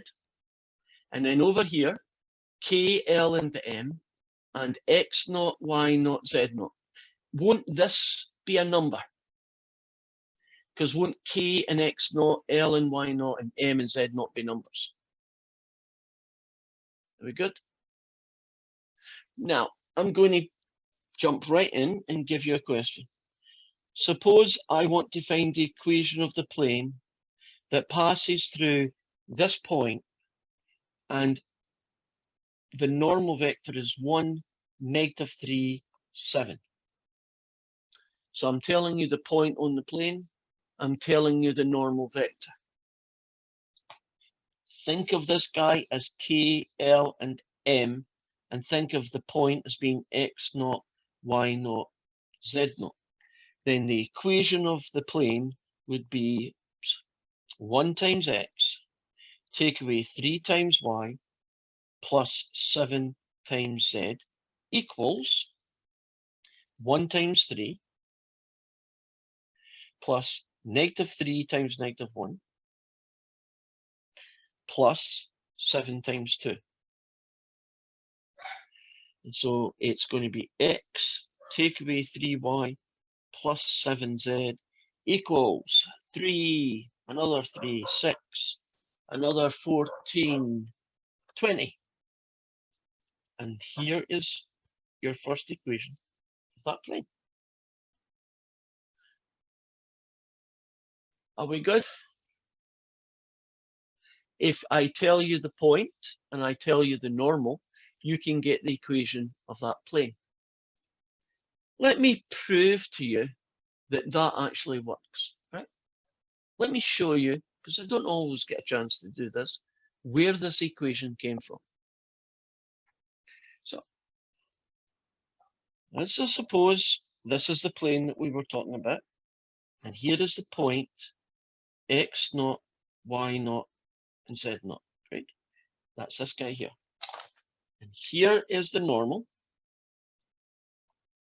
and it's equal to k, l, and m. Let's randomly choose another point that's on the plane. Let's choose this point here, and its coordinates are just x, y, and z, right? Now, if I join P to Q, won't these two vectors be perpendicular? Now, the vector PQ is x take away x naught, y take away y naught, and z take away z naught. And the normal vector is k, l, and m. Now, since the normal vector is perpendicular to the vector PQ, doesn't that mean that the dot product will be 0? Agreed? Now, the dot product, well, you have k, l, and m, dot product with PQ, which is this vector,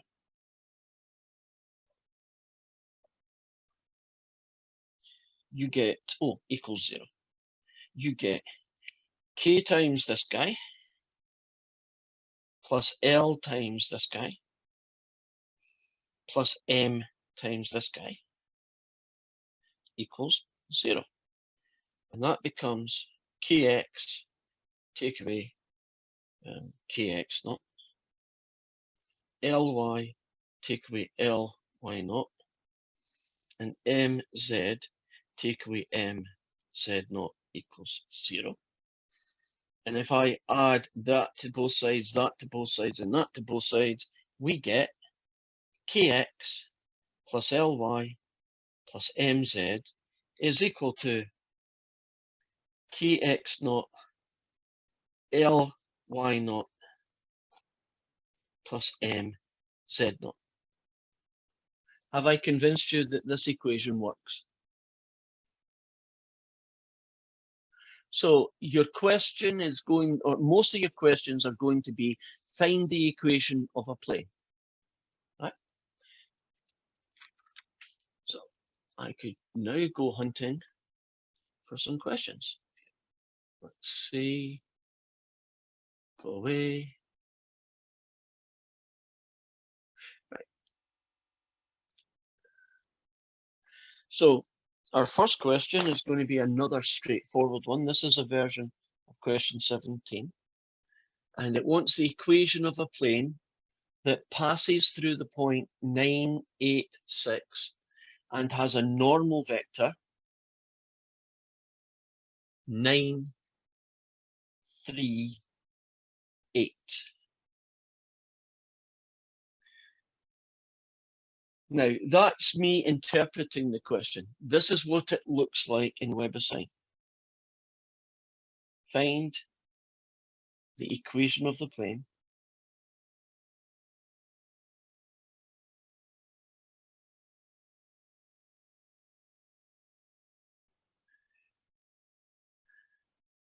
plane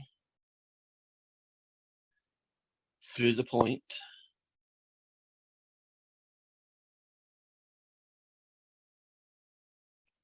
nine, 8, 6 with a normal vector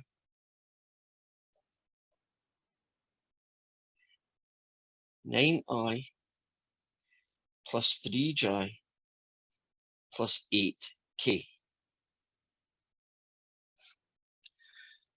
Do you notice that WebAssign doesn't tell you to call that guy P, but I always like to call the guy P. And they don't tell you that this is n equals. They just tell you it's a normal vector, but that's who it is. And do you notice that they don't tell you in this format, they've told you in this format, right? So isn't this equivalent to that, right? Now, I've got everything I need. That guy is the K, L, and M that I need. And the point is X naught, Y naught, Z naught. So the equation of the plane is going to be 9. Well, that's coincidence, both are 9. 9 of these guys, so 9x plus 3y plus 8z equals 9 lots of 9 plus 3 lots of 8 plus 8 lots of 6. And so that guy equals 81, 24, 48, 60, 70, 253. There's your answer. So every single point on this plane, right? So if you found all the points in the universe that had the property that 9 times their x coordinate plus 3 times their y coordinate plus 8 times their z coordinate was 153, that would tell you all the points in this plane.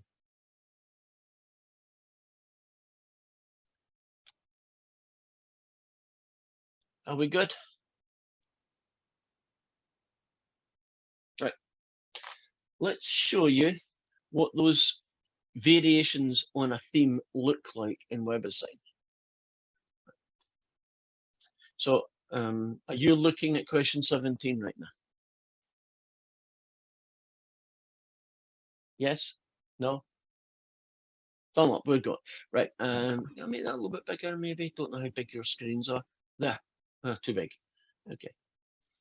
This is the one I just did a moment ago. Can you see the way it's written down? But isn't that the point? And isn't this the normal vector, right? If you can identify those two, yeah, it's a plug and chug, right? It's a formula. Now, how about this equation? Here is the guy, right? And that guy. And they've phrased it in a way that is likely to throw you off.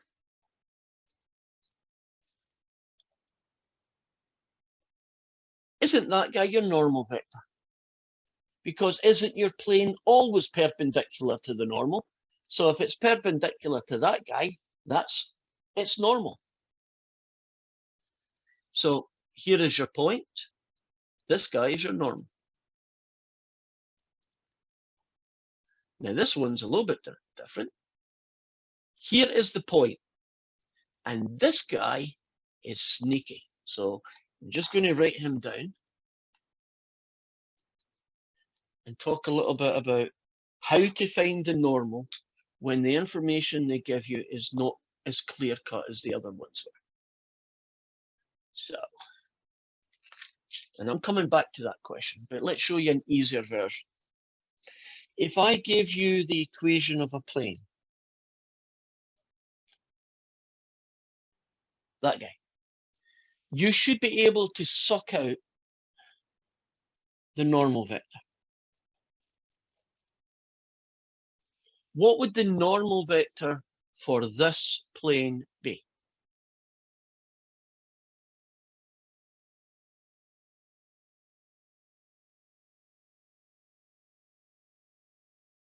Two, 1, 6. Correct. Isn't it the coefficients of x, y, and z? Now, if the equation had been 2x plus y plus 6z equals 0, wouldn't it still be 216? The normal vector doesn't care what that guy is, right? It could be 10, could be 20, could be 0, right? Now, what about an equation like this? That still counts as the equation of a plane. So you should be able to tell me what its normal is.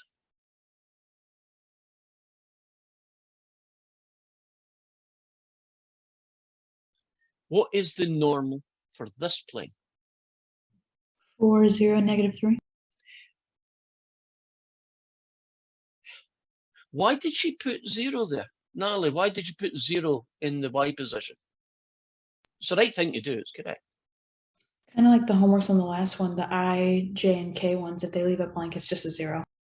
Yeah. So there's no y contribution. Agreed? There's no y's there. Y's are the second position, so that's 0. Right, back to this guy. Z equals 4x take away 4y. If I rearrange that a little bit by subtracting z from both sides, then mathematically, isn't this the same thing as that? Agreed? Now, the normal vector is 4, -4, -1. Do you see how I pulled it out? So if they give you an equation which is not written in its standard format, that's so many x's plus or minus so many y's plus or minus so many z's equals a number, right? It's basically, the equation should look like this. If they jumble it up, well, you rewrite it so it's got x's, y's, and z's, and you might have 0, you might have 42, doesn't matter. And you can now get the normal. So in that question that you no longer can see, you are told the point,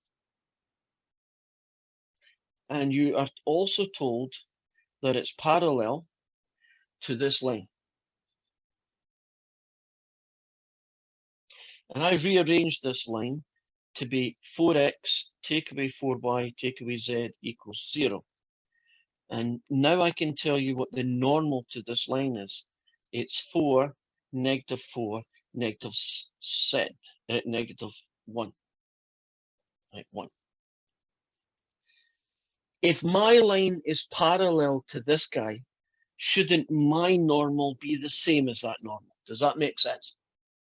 If a plane is parallel to another plane, so can you imagine 2 parallel planes? Right, here's one plane, there's my other plane, right? These are parallel. Won't they have the same normal? Wouldn't the normal be the same guy? So you got everything you need. There's your K, L, and M. There's your X naught, Y naught, and Z naught, and you're done.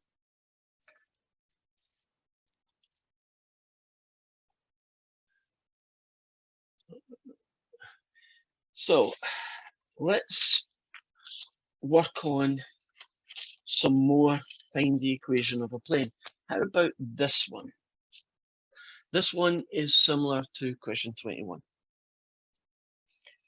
I want to know the equation of a plane passing through 0, 2, 1, 5, 1, 3, -1, 2, -4. Now, in WebAssign, they don't give letters to them. I put letters in because I like them, right? I want the equation of the plane that passes through these 3 points. So can you imagine that I drew these 3 points? Wouldn't they make a triangle typically? But wouldn't that triangle be a plane, right? Wouldn't that triangle be embedded in the plane? So can you imagine that 3 points are actually enough for you to generate a plane that they all pass through? Now, for the equation of any plane, I need a point, and I'm going to pick 0, 2, 1 because I like P. So that's my point on the plane.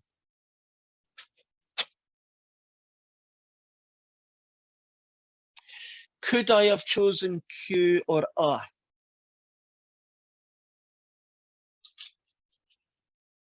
Yeah. Do you know if I chose Q or R, isn't there a chance that the equation might be a different equation? Remember the straight line problem? It's not unique. Equations of planes are not unique, right? So we just have to live with that, and hopefully WebAssign understands that your answer is also, or could also be correct. Now we have a big problem. I need to find that guy there, the normal to the plane. Right? That means I need to find, say, this guy here, right?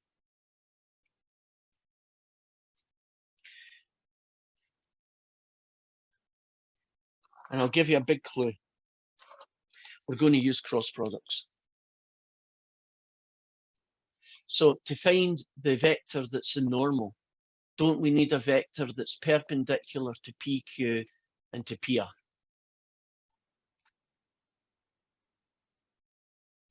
Would that make sense? So PQ is 5, -1, 2.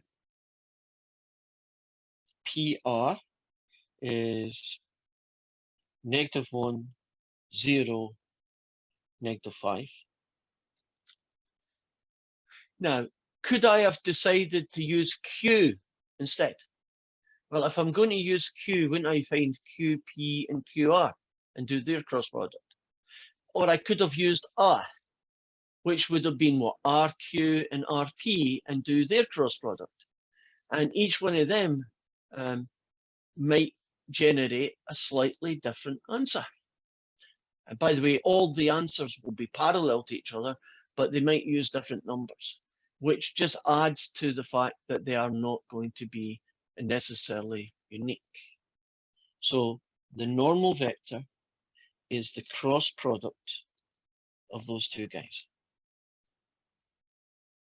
So we're going to go I, going to go J, going to go K. And this guy is 5, -1, 2. And this guy is -1, 0, -5. And it's going to be so many I's, take away so many J's, plus so many K's. We cover this guy up, it's 5, take away 0. If we cover the middle one up, it's -25, take away -2. So -25, take away -2. If we do the last one, it's 0, take away 1. So this vector is 5. Oh God, -25 take away -2 is -25 add 2. So that's -23, but then you take the negative, so you get 23, and the last one's -1. So we now have our normal and a point. And if you put those two guys together, that will get me the equation of the plane. Can I skip that line because we're running short of time? I want to get on. Okay, I have the point, I have the normal. Can't we put them together and get the equation of the plane now?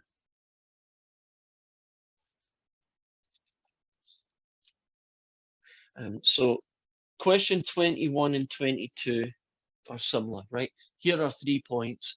Find the equation of the plane that passes through them. So there are 2 more questions I want to try and get finished. I think I should be able to do it. The first one is a version of question 20.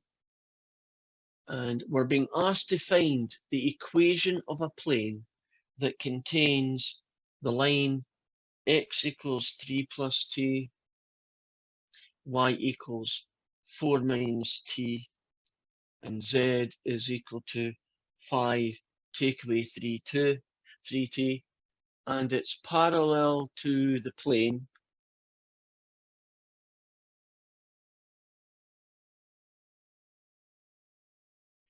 and it's parallel to the plane 5x plus 2y plus z.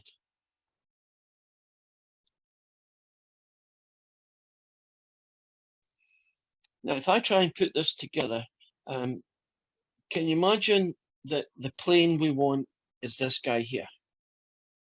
Now, what do I know about this plane? Well, this plane contains the line, this fella here. So can you imagine that this line is that green line and it's written on the piece of paper?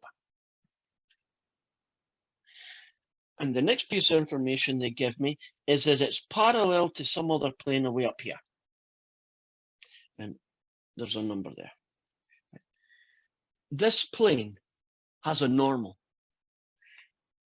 And isn't its normal 5, 2, 1? Agreed? This plane has a normal and it's 5, 2, 1.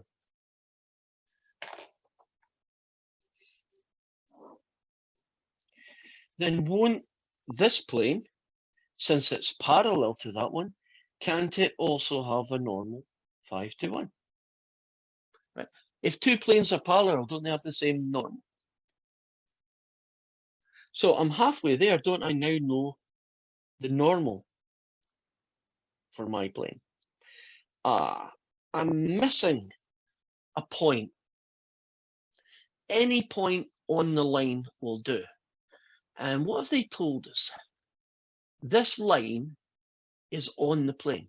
So won't any point you could possibly want, won't it be on the plane? So actually, I've plenty of choices. Can anybody look at this equation and tell me any point that you know is in this line?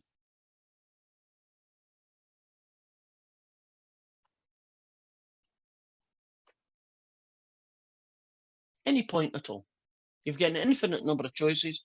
There should be one that you can get. 3, 4, 5 is pretty easy. Yeah, why not? If you make t equals 0, don't you get the point 3, 4, 5? If I make t equals 1, won't I get 4, 3, 2? If I make t equals 1,000,000, which I'm not going to do, but if I did it, wouldn't I get a point on the line? So I like this one. Aren't we good to go now? This is the x naught, the y naught, and the z naught that we need. And this is the k, l, and m that we need. So the equation of the line is going to be 5x plus 2y plus 1z equals 5 times x naught, so 5 times 3, plus 2 times 4, plus 1 times 5. And that gets me 5x plus 2y plus z equals, what's that, 15, 8, 5, equals 28. And that is us.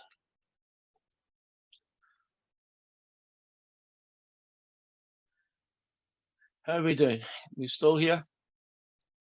Mentally? Okay. Our last question for today then. And let's stick to this format. Seems to be the one that WebAssign prefers. Here is a straight line. And I'm writing down its equation like this. Right. And here is a plane.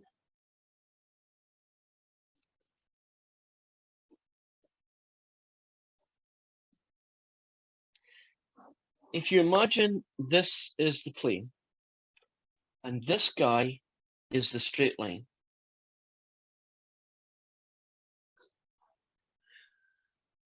There are a number of things that can happen when a straight line meets up with a plane.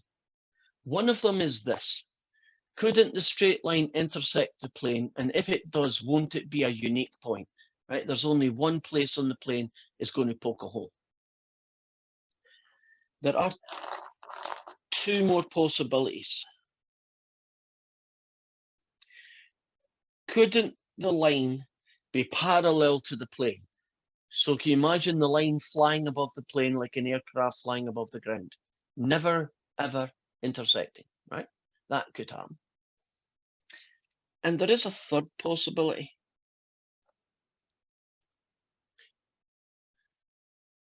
The line can intersect the plane. The line can never intersect the plane. If that happens, it's parallel, right? But what's the third possibility? The line is on the plane. Now, in this situation, won't there only be one solution? In this situation, aren't there going to be no solutions? And technically in this one, isn't there going to be an infinite number of solutions? Because any point on the line would work, agreed? So one of those three things is going to happen. Here is my line. Here is the equation of the plane. Now we need to figure out how to solve it. And we're going to start by writing the equation of the plane. I'm pretty sure for almost all of you, you've never seen this puzzle before. But it's kind of intuitive how you would solve it. What do you think you do?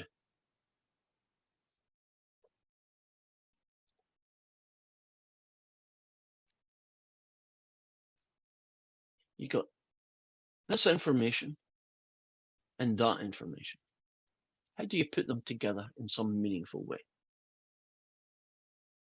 You plug them into the spots. Okay, so 2 times x plus 5 times y, take away 3 times z. Whoa, just made it equals 10. Does that seem sensible? It's a good way of doing it, isn't it? Now, I haven't solved this yet, but I'm going to solve it in a minute.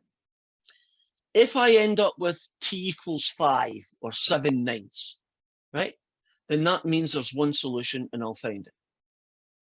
If I get a question where all the t's disappear, right, and 42 equals 10, that means it's impossible, in which case there is no solution. If I plug it all in and all the t's cancel out and I get 10 equals 10, that means we have got this situation, right? So when you solve this, no matter which one of these three happen, we'll be able to tell. So distribute the 2's, you get 4 take away 4t. Distribute the 5's, you get 20 take away 5t. And then distribute the 3 and you get, oops, you get negative 15 plus 12t, and it's only equal to 10. So I got this guy, I got this guy, and I got that guy, so I believe I get 3d. And I got this guy, and that guy is 24. Take away that guy, I believe that's 9 equals 10. So subtract 9 from both sides. And I have t equals a third, which means it's an intersection. Can you imagine a different story where we got things like this? All the t's disappeared and the numbers were 12 and it was equal to 10. If that happened, that's impossible. 12 can never equal 10. That means no solution. And no solution means my line is parallel to the plane. If I do the same calculation and the t's all get killed off, then I get 10 equals 10. Well, that is definitely true, no matter what the value of t is. So that means there's an infinite number of solutions. And that tells me that the line is embedded on the plane. So back to this one, we have a solution. But I'd like to know the coordinates. Go back here. X is equal to 2 take away 2 times t, which ends up being 4/3.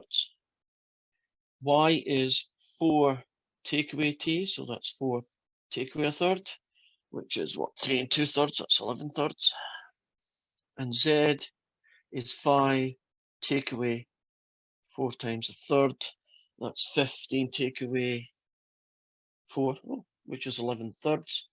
So the point of intersection would be 4/3, 11/3, finally 11 thirds.